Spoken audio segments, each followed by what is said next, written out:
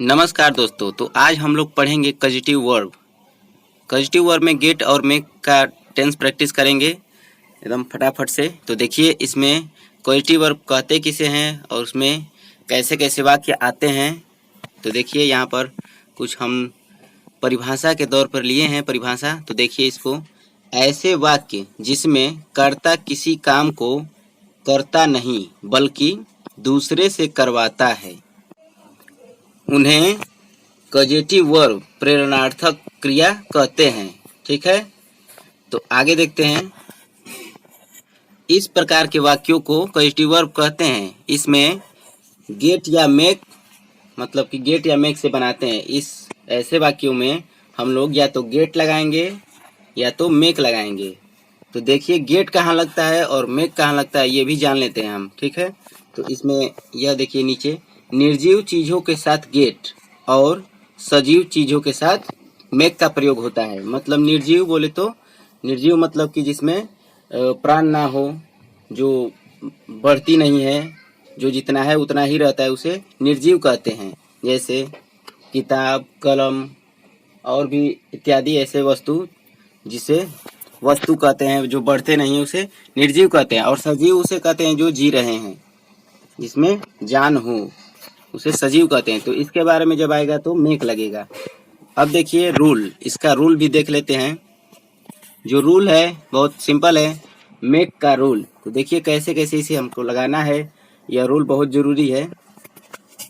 सबसे पहले हम क्या करेंगे, सब्जेक्ट लगाते हैं। सब्जेक्ट लगाने के बाद हेल्पिंग वर्ब लगाते हैं।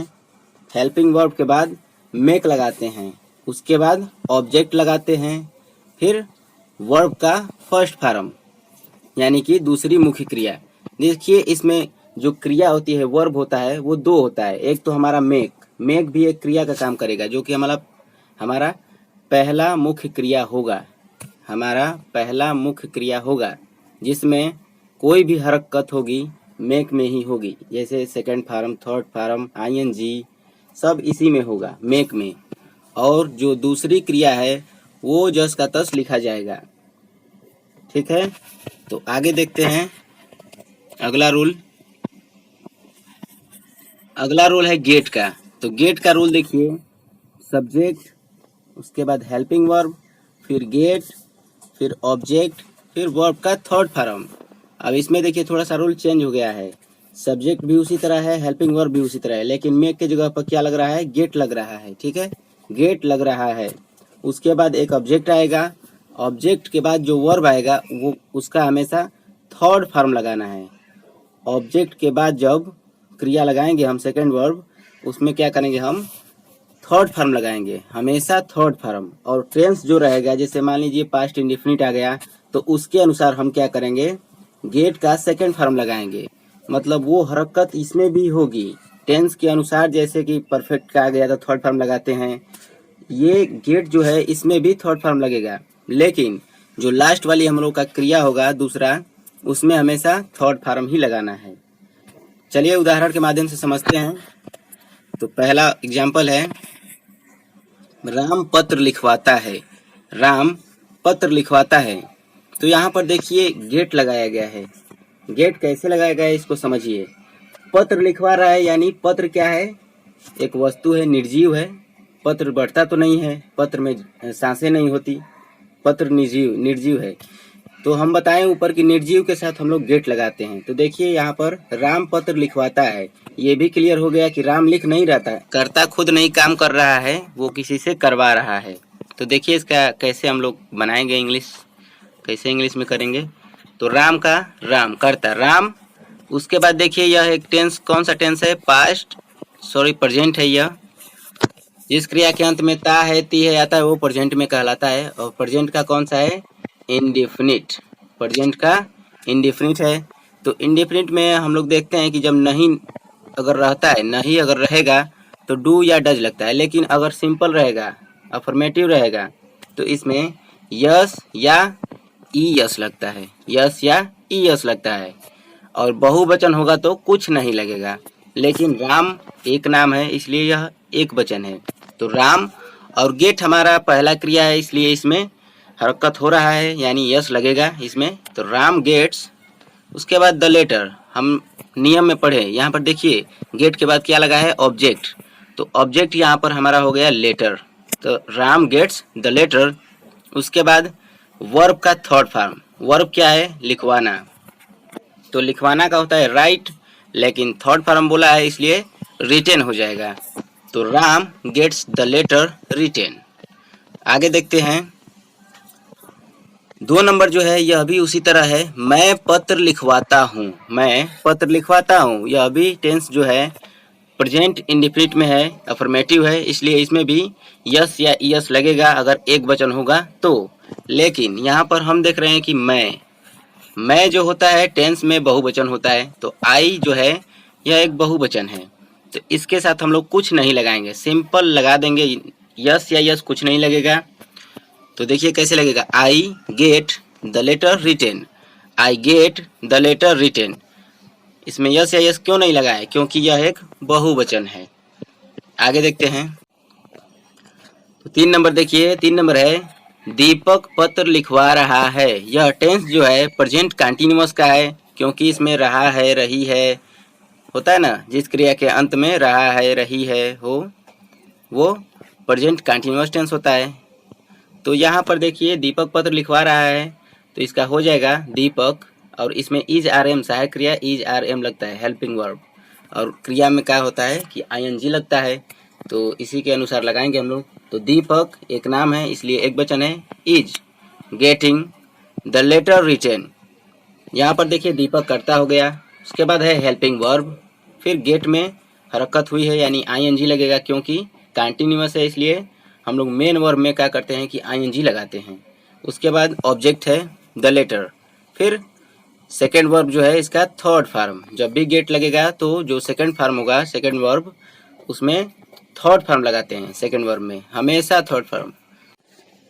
4 नंबर देखते हैं, राम पत्र लिखवा चुका था, राम पत्र लिखवा चुका था, तो इसमें देखिए चुका था, चुकी थी आता है, तो यह पास्ट परफेक्ट टेंस में होता है, तो पास्ट परफेक्ट टेंस में एच ए डी, सहायक क्रिया एच ए डी लगता है, और वर्ब का जो होता है थर्ड फॉर्म लगता है, वर्ब का थर्ड फॉर्म लगता है, तो यहाँ पर उसी के अनुसार हम लोग बनाएंगे।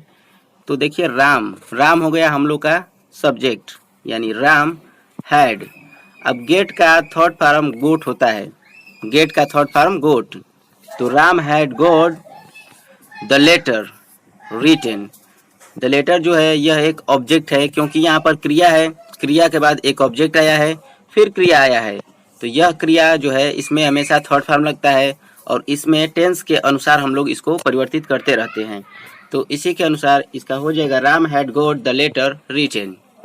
आगे देखते हैं 5 नंबर, अमित ने पत्र लिखवाया, अमित ने पत्र लिखवाया, इस टेंस को आप लोग पहचानिए कि यह कौन सा टेंस है। हम बता देते हैं कि यह टेंस जो है पास्ट इंडेफिनिट का है, वो भी अफर्मेटिव, यानी कि पास्ट इंडेफिनिट का सिंपल है, जिसमें हम लोग सेकेंड फॉर्म लगाते हैं, वर्ब का सेकेंड फॉर्म लगाते हैं, तो इसी के अनुसार हम लोग लगाएंगे इसको। तो सबसे पहले हम लोग का सब्जेक्ट जो है अमित, तो अमित लगेगा, अमित, गेट का सेकेंड फॉर्म होता है गोट, अमित गोट, उसके बाद ऑब्जेक्ट यानी पत्र, द लेटर, लिखवाना का हो जाएगा राइट, लेकिन हम बोले कि जब भी गेट लगेगा तो यहाँ पर थर्ड फॉर्म लगाना है, तो रिटेन हो जाएगा, तो हो जाएगा Amit got the letter written. आगे देखते हैं, तो 6 नंबर देखते हैं, 6 नंबर टेंस है सोनू मुझसे लिखवाता है, टेंस को पहचानिए पहले, सोनू मुझसे लिखवाता है, तो यह टेंस है जो प्रेजेंट इंडेफिनिट का है, ठीक है, प्रेजेंट इंडेफिनिट का, और सोनू जो है, सोनू किसी से लिखवा रहा है, सोनू खुद नहीं लिख रहा है, किसी से लिखवा रहा है, लगता है सोनू की लेजी है, लेजी मतलब आलसी है, वो किसी से करवा रहा है, ठीक है। तो देखते हैं, तो इसमें देखिए पॉजिटिव वर्ब में हम 2 बताए थे प्रयोग, जिसमें गेट था और मेक था, तो हम बताएं कि गेट कब लगता है और मेक कब लगता है। गेट लगता है जब निर्जीव वस्तु आए, और गेट और मेक लगता है जब सजीव वस्तु आए। तो यहाँ पर देखिए, यहाँ पर निर्जीव कुछ नहीं है, सब सजीव हैं, क्योंकि सोनू भी सजीव है, और जिससे वो लिखवाएगा वो भी सजीव ही तो होगा, कुछ हरकत करेगा ना, हिलेगा डुलेगा बढ़ेगा, कोई होगा, इंसान ही होगा जिससे वो लिखवाएगा। तो यहाँ पर जो है सब सजीव है, तो सजीव में हमेशा बोले कि मेक लगता है, यम ए के ई, यम ए के ई, मेक लगता है। मेन वर्ब हम लोग का मेक हो जाएगा, तो इसका होगा सोनू मुझसे लिखवाता है। यह प्रेजेंट इंडेफिनिट में है, इसलिए इसमें यस या यस लगेगा अगर एक वचन होगा तो यहाँ पर सोनू एक है, इसलिए सोनू, और मेक में यस जुड़ जाएगा, मैक्स हो जाएगा, सोनू मैक्स। उसके बाद ऑब्जेक्ट लगेगा, सोनू मैक्स मी। उसके बाद सेकंड वर्ब राइट, इसमें फर्स्ट फॉर्म लगता है। जब भी मेक लगाएंगे तो जो सेकंड वर्ब होगा उसमें फर्स्ट फॉर्म लगेगा, तो सोनू मैक्स मी राइट।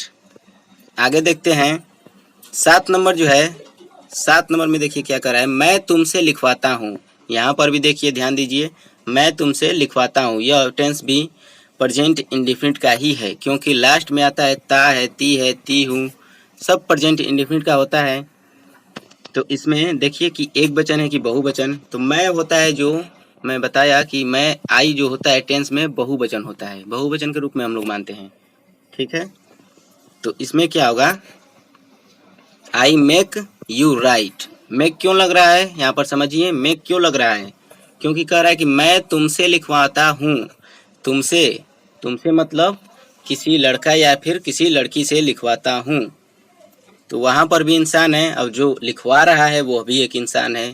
तो इस टेंस में सजीव का भाव आ रहा है, सब लोग सजीव हैं, तो इसलिए इसमें मेक लगाया गया है। तो इसमें हो जाएगा आई, उसके बाद वर्ब मेक, उसके बाद ऑब्जेक्ट यू, फिर second verb right, I make you right. इसमें यस या यस नहीं लगाया गया है क्योंकि यह बहुवचन है, इसलिए।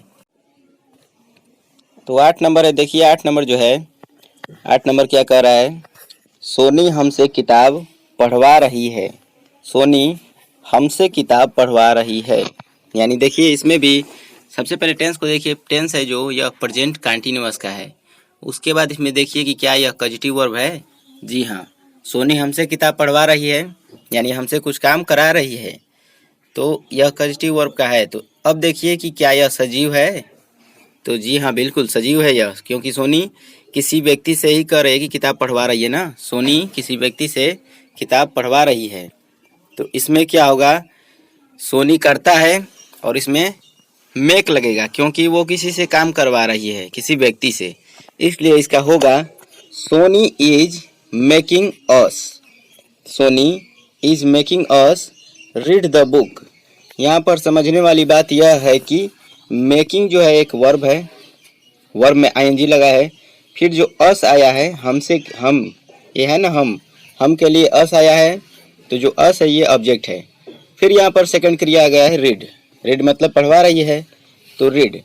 उसके बाद फिर सेकंड ऑब्जेक्ट आया है, सेकंड कर्म कह सकते हैं या सेकंड ऑब्जेक्ट द बुक।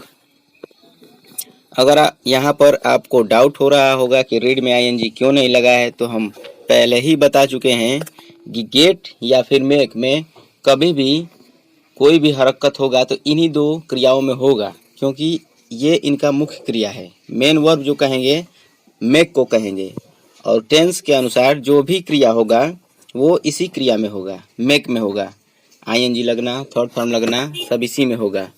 तो इसलिए मेक में आईएनजी लगा है और रीड का रीड ही हो गया है। तो इसका हो गया है क्या, Soni is making us read the book.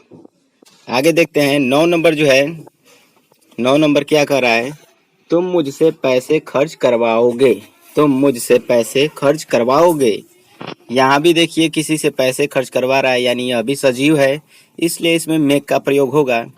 तो देखिए तुम का हो जाएगा यू, और इसमें लगेगा विल, क्योंकि यह फ्यूचर है, फ्यूचर इंडेफिनिट। तो you will make me spend the money.